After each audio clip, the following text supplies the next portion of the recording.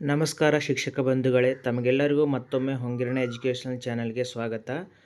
ವಿಡಿಯೋವನ್ನು ಸ್ಕಿಪ್ ಮಾಡದೆ ಎಲ್ಲಿಯೂ ಕೂಡ ಕೊನೆಯವರೆಗೂ ನೋಡಿ.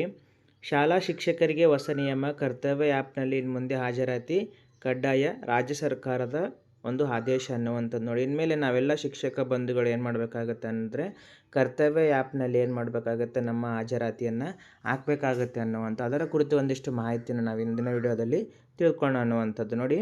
ಆ್ಯಪ್ ಈ ರೀತಿಯಾಗಿರುವಂಥ ಒಂದು ಆ್ಯಪನ್ನು ನಾವು ಎಲ್ಲಿ ಹೋಗಿ ಡೌನ್ಲೋಡ್ ಮಾಡಬೇಕಪ್ಪ ಅಂತಂದರೆ, ಪ್ಲೇಸ್ಟೋರಲ್ಲಿ ಹೋಗಿ ಡೌನ್ಲೋಡ್ ಮಾಡಿಗೆಸಿಂದ ನಮ್ಮ ಒಂದು ಮಾಹಿತಿಯನ್ನು ನಾವು ಹಾಕಬೇಕಾಗತ್ತೆ ಅದರಲ್ಲಿ. ಅದಾದ ನಂತರ ನಾವು ಕರ್ತವ್ಯ ಆ್ಯಪ್ಗೆ ಲಾಗಿನ್ ಆಗ್ತೀವಿ ನೋಡಿ. ಈ ರೀತಿಯಾಗಿರುವಂಥ ಆ್ಯಪು. ಇದರ ಬಗ್ಗೆ ಒಂದಿಷ್ಟು ಮಾಹಿತಿ ಏನಪ್ಪ ಅಂದರೆ, ರಾಜ್ಯದ ಸರ್ಕಾರಿ ಶಾಲೆಗಳ ಶಿಕ್ಷಕರು ಹಾಗೂ ಶಿಕ್ಷಣ ಇಲಾಖೆಯ ಸಿಬ್ಬಂದಿಗಳ ಹಾಜರಾತಿ ವ್ಯವಸ್ಥೆಯಲ್ಲಿ ಮಹತ್ವದ ಬದಲಾವಣೆಯನ್ನು ತರಲಾಗಿದೆ ಅನ್ನುವಂಥದ್ದು. ಇನ್ನು ಮುಂದೆ ಹಳೆಯ ಬಯೋಮೆಟ್ರಿಕ್ ಅಥವಾ ಹಾಜರಾತಿ ಪುಸ್ತಕಗಳ ಬದಲು ಕರ್ತವ್ಯ ಕಾಮ್ಸ್ KAAMS ಮೊಬೈಲ್ ಆ್ಯಪ್ ಮೂಲಕ ಹಾಜರಾತಿ ದಾಖಲಿಸುವುದನ್ನು ಕಡ್ಡಾಯಗೊಳಿಸಿ Karnataka school education and literacy department ಆದೇಶ ಹೊರಡಿಸಿದೆ ಅನ್ನುವಂಥದ್ದು. ಅಂದರೆ ಇನ್ಮೇಲೆ ನಾವು ಮೊದಲೆಲ್ಲ ಏನು ಮಾಡ್ತಿದ್ದೀವಪ್ಪ ಅಂತಂದರೆ, ಹಳೆ ಬಯೋಮೆಟ್ರಿಕ್ ಅಥವಾ ತಂಬಾಗಿರುವಂಥದ್ದು ಮತ್ತು ಅಥವಾ ಹಾಜರಾತಿ ಪುಸ್ತಕಗಳಲ್ಲಿ ನಮ್ಮ ಸಿಗ್ನೇಚರನ್ನು ಮಾಡಿ ನಾವು ಅಟೆಂಡೆನ್ಸನ್ನು ಹಾಕ್ತಿದ್ದೀವಿ ಅನ್ನುವಂಥದ್ದು.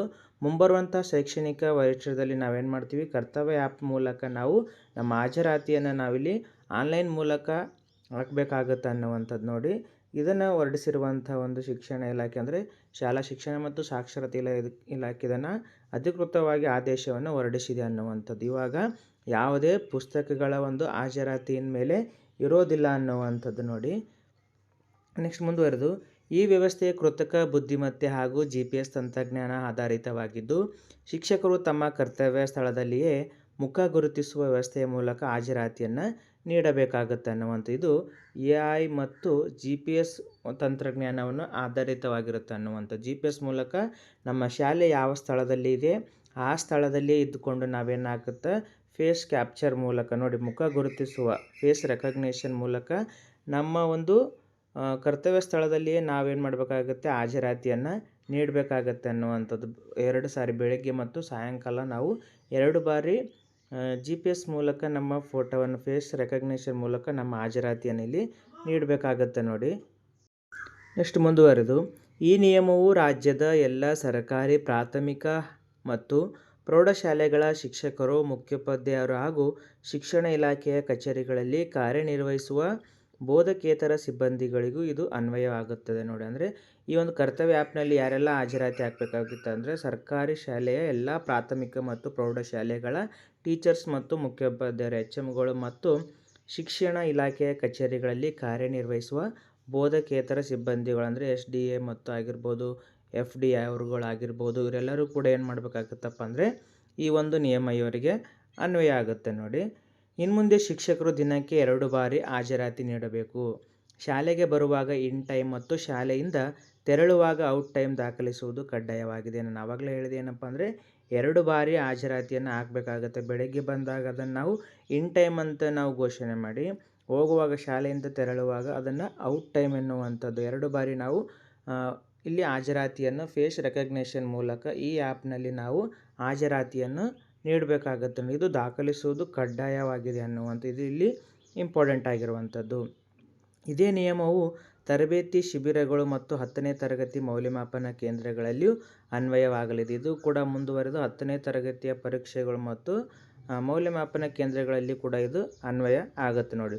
ಶಿಕ್ಷಕರು ತಮ್ಮ ಕರ್ತವ್ಯ ನಿರ್ವಹಿಸುವ ಎಲ್ಲ ಸ್ಥಳಗಳಲ್ಲಿ ಇದೇ ಆ್ಯಪ್ ಬಳಸಿ ಹಾಜರಾತಿಯನ್ನು ದಾಖಲಿಸಬೇಕಾಗತ್ತೆ. ನಾವು ಒಂದೇಳಿ ಯಾವುದಾದ್ರೂ ಟ್ರೈನಿಂಗ್ಗಳಲ್ಲಿ ಹೋಗಿದ್ದೆ ಆದರೆ ಆ ಟ್ರೈನಿಂಗ್ಗಳಲ್ಲಿ ಕೂಡ ನಾವು ಭಾಗವಹಿಸಿದಾಗ ಏನಪ್ಪ ಅಂತಂದರೆ, ನಾವು ಯಾವುದಾದ್ರೂ ಒಂದು ಟ್ರೈನಿಂಗಲ್ಲಿ ಭಾಗವಹಿಸಿದಾಗ ಆ ಟ್ರೈನಿಂಗಲ್ಲಿ ಇನ್ ಟೈಮ್ ಮತ್ತು ಔಟ್ ಟೈಮ್ ಎರಡನ್ನೂ ಕೂಡ ನಾವು ಫೇಸ್ ರೆಕಗ್ನೇಷನ್ ಮೂಲಕ ನಾವಿಲ್ಲಿ ದಾಖಲಿಸಬೇಕಾಗತ್ತೆ ನೋಡಿ. ಇದು ಕೂಡ ಕಡ್ಡಾಯವಾಗಿರುವಂಥದ್ದು. ಮುಂದಿನ ದಿನಗಳಲ್ಲಿ ಈ ಕರ್ತವ್ಯ ಆ್ಯಪ್ನಲ್ಲಿ ದಾಖಲಾಗುವ ಹಾಜರಾತಿಯ ಆಧಾರದ ಮೇಲೆ ವೇತನ ಪ್ರಕ್ರಿಯೆ ನಡೆಯಲಿದೆ ಎಂದು ಇಲಾಖೆ ಸ್ಪಷ್ಟಪಡಿಸಿದೆ. ಜೊತೆಗೆ ಈ ವ್ಯವಸ್ಥೆಯನ್ನು HRMS ಹಾಗೂ SATS ತಂತ್ರಾಂಶಗಳೊಂದಿಗೆ ಜೋಡಿಸಲಾಗುತ್ತೆ. ಇನ್ಮೇಲೆ ನಮ್ಮೆಲ್ಲ ಶಿಕ್ಷಕರ ಒಂದು ವೇತನವು ಕೂಡ ಇದರ ಒಂದು ಪ್ರಕ್ರಿಯೆ ಮೇಲೆ ಒಂದು ನಡೀತೀವಿ. ಎಲ್ಲ ಏನಾಗಿರ್ತಿದೆ ಅಂತಂದರೆ, ಎಲ್ಲ ಮ್ಯಾನ್ಯುವಲ್ ಇರುವಂಥದ್ದನ್ನು ಎಲ್ಲನೂ ಇನ್ಮೇಲೆ ಏನಾಗ್ತಾಯಿದೆಯಪ್ಪ ಅಂದ್ರೆ, ಆನ್ಲೈನ್ ಮೂಲಕ ಒಂದು ಎಲ್ಲ ಕೆಲಸಗಳು ಆಗ್ತಾಯಿದ್ದಾವೆ ಅನ್ನುವಂಥದ್ದು.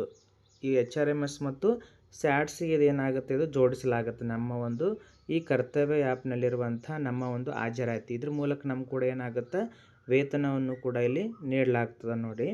ಹಾಜರಾತಿ ವ್ಯವಸ್ಥೆಯಲ್ಲಿ ಪಾರದರ್ಶಕತೆ ಹೆಚ್ಚಿಸಲು ಮತ್ತು ನೈಜ ಸಮಯದಲ್ಲಿ ಮೇಲ್ವಿಚಾರಣೆ ನಡೆಸಲು ಈ ಕ್ರಮ ಕೈಗೊಳ್ಳಲಾಗಿದೆ ಎಂದು ಇಲಾಖೆ ತಿಳಿಸಿದೆ. ಇದರಿಂದ ಮಾನವೀಯ ಹಸ್ತಕ್ಷೇಪ ಕಡಿಮೆಯಾಗುವ ಸಾಧ್ಯತೆ ಇದ್ದು ಶಿಕ್ಷಣ ಕ್ಷೇತ್ರದ ಸುಧಾರಣೆಗೆ ಸಹಕಾರಿಯಾಗಲಿದೆ. ನೋಡಿರಿ, ಇವಾಗಲೇ ಏನು ಹೇಳಿದೀಪ ಅಂತಂದರೆ ಪಾರದರ್ಶಕತೆಯನ್ನು ಹೆಚ್ಚಿಸಲು ಅಂದರೆ ನೈಜ ಸಮಯದಲ್ಲಿ ಮೇಲ್ವಿಚಾರಣೆ ನಡೆಸಲು ಅಂದರೆ ಯಾರಾದರೂ ಒಬ್ಬ ಶಿಕ್ಷಕರು ಇಲ್ಲಿ ಕರೆಕ್ಟಾದ ಸಮಯಕ್ಕೆ ಹಾಜರಾತಿಯನ್ನು ನೀಡುವುದಿಲ್ಲಿ ನೀಡಬೇಕಾಗುತ್ತೆ ಅನ್ನುವಂಥ ಇದು ಮಾನವೀಯ ಹಸ್ತಕ್ಷೇಪ ಕಡಿಮೆಯಾಗುವ ಸಾಧ್ಯತೆ ಇದೆ. ಯಾವುದೇ ಇನ್ಫ್ಲುಯೆನ್ಸ್ಗೆ ಇದು ಬಗ್ಗೋದಿಲ್ಲ ಅನ್ನುವಂಥದ್ದು. ಯಾರು ಕರೆಕ್ಟಾಗಿ ಕೆಲಸ ಮಾಡುವಂಥ ಶಿಕ್ಷಕರಿಗೆ ಇದು ತುಂಬ ಉಪಯೋಗಕಾರಿಯಾಗಿರುತ್ತೆ ನೋಡಿ.